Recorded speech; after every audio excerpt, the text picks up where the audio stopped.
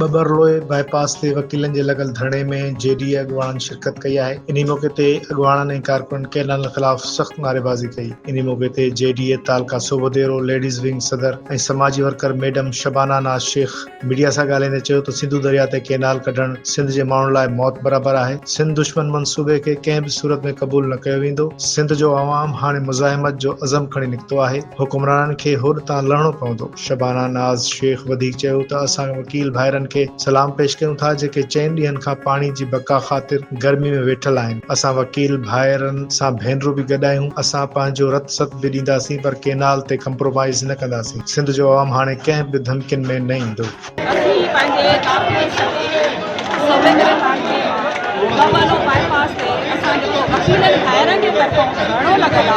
उनमें असां शिरकत या शरीक थियूं मौजूद आहियूं ऐं असां ॿाहिरि असांजा अची चुका आहियूं त भाइरनि सां भेनरूं बि इनशाला गॾु हूंदियूं। असां भेनरूं पंहिंजे भाइरनि सां गॾु आहियूं। असां पंहिंजे सिंध धरतीअ जो सौदो करणु कॾहिं बि न ॾींदासीं। चाहे असांजी जान हली वञे, चाहे असांजो रत जो हली असांजो रत जो टेपो कुर्बान कंदासीं। रत जो टेपा निकिरी वञनि पोइ बि असां पंहिंजे सिंध धरतीअ सां कुर्बान कंदासीं। वक़्तु असां केनाल कढणु न ॾींदासीं।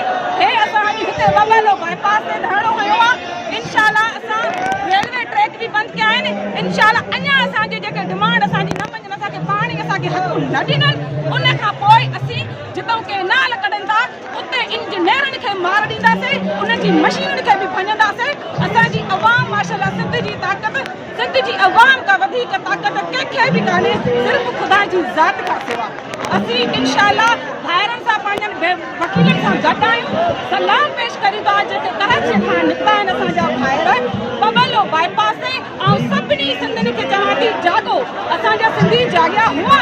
फ़क़ति जॾहिं असांजा वकील भाइर उथिया आहिनि उन खां पोइ वधीक असांजे भाइरनि में सुजाॻी अची वई आहे, असां में जान पइजी वई आहे। अल्हम्दुलिल्लाह असांजो धरणो जारी रहंदो जेसिताईं केनाल वापसि न थींदा।